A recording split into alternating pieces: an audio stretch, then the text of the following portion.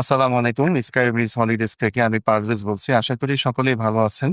তো আজকে এই বিষয় নিয়ে আমাদের কথা বলা উচিত ছিল না। যেহেতু আমরা কলিং এর বিষয় নিয়ে কথা বলার কথা ছিল।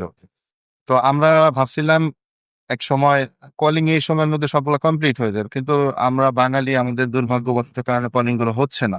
আমাদের গভর্নমেন্টের যেই পরিমাণ প্রচেষ্টা ছিল তারপরেও গভর্নমেন্ট হয়তোবা ব্যর্থ বলব না। এটা আমাদের ভাগ্যের কারণে কলিং গুলো হচ্ছে না। এই কারণেই আমরা কলিং নিয়ে আজকে কথা বলব। তো জামাল ভাই আমাদেরকে কিছু প্রশ্ন করতে চাচ্ছে কলিং এর বিষয়ে।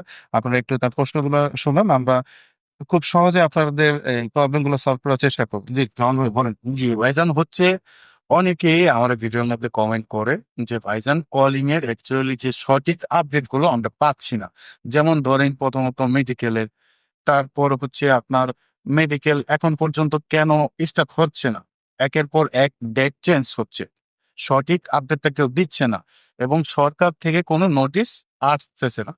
যেমন হচ্ছে আগে কলিং সেপ্টেম্বর মাসের 26 তারিখ মনে হয় যে একটা ডিক্লার দিছিল, মালয়েশিয়া কোম্পানিদের নির্দেশনা দিছিল তারা ডিসেম্বর 31শে ডিসেম্বর পর্যন্ত তারা কোটা আবেদন করতে পারবে। তারপর হচ্ছে তারা আর পারবে না, যেটা সরকার সময়সীমা বেঁধে দিছে। কিন্তু যেমন মেডিকেল মেডিকেলের কিন্তু কোনো সময়সীমা বেঁধে দেয় নাই বা মেডিকেলের বিষয়ে কোনো কথাই তারা উল্লেখ করে নাই।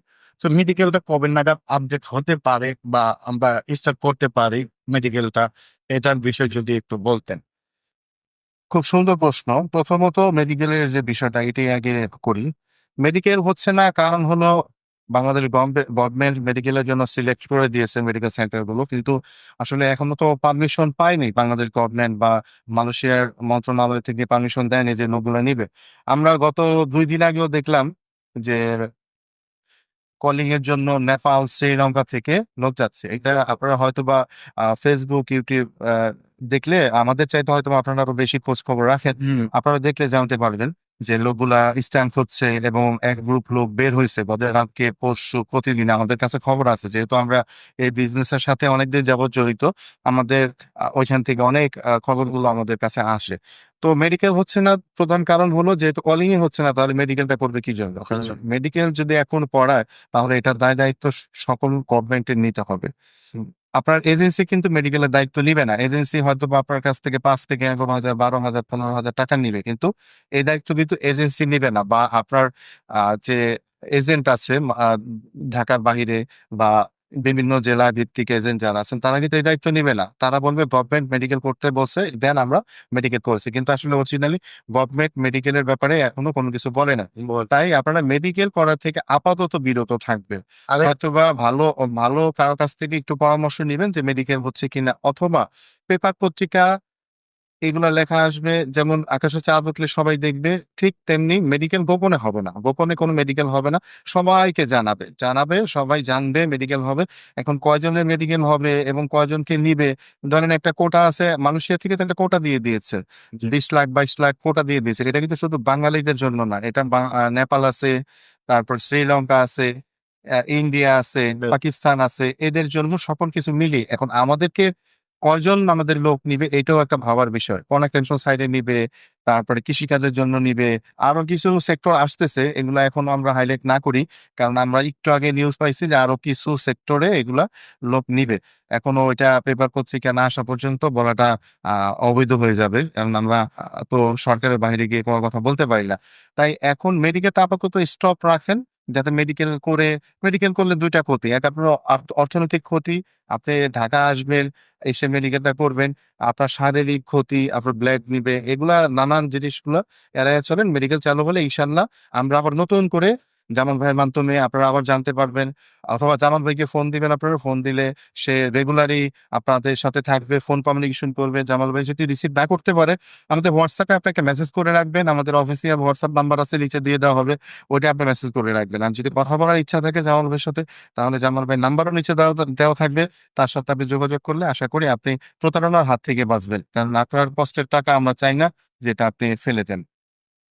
আর তারপর আরেকটা বিষয় হচ্ছে আপনার WCMS থেকে কি ওইরকম কোনো আপডেট আছে? যেহেতু আমরা গভর্নমেন্ট থেকে কোনো আপডেট পাচ্ছি না, তারপরেও যেহেতু মেডিকেল সেক্টরটা তাদের মানে মেইন ফোকাস হচ্ছে WCMS থেকে ঘোষণাটা আগে কিন্তু আসে। হুম হুম। তো ওই ক্ষেত্রে কি এরকম কোনো দিক নির্দেশনা দিছে কি WCMS? দেখেন কথাটা হলো, আপনার অফিসে 100 জন এমপ্লয়ি, এখন আপনার অফিসের একজন এমপ্লয়ি যদি বলে কালকে আমাদের সরকারি ছুটি না, কিন্তু তারপর আমরা ছুটি ঘোষণা করলাম অফিসে, তার মানে এই না যে আপনার অফিস ছুটি হয়ে যাবে। না।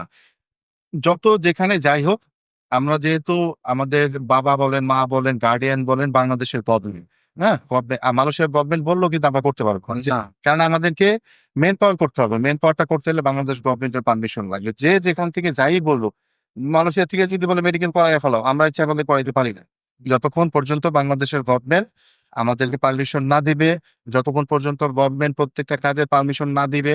আমরা আমরা ধরেন বাঙালিদের জন্য উন্মুক্ত করে দিলেও 1 কোটি লোক দিবে মালয়েশিয়া বা সৌদি আরব বা যে কোনো একটা দেশ, কিন্তু যতক্ষণ বাংলাদেশ গভর্নমেন্ট তাদের ওয়েবসাইটে বা বিএমইটি করার ওয়েবসাইটে বা আপনাদের তো আরো অনেক কিছু জানেন, বা ফেসবুক আছে বাংলাদেশ গভর্নমেন্টের, এখানে যদি কোনো সার্কুলার না দেয় তাহলে সেই পর্যন্ত আমরা বিশ্বাস করতে পারি না।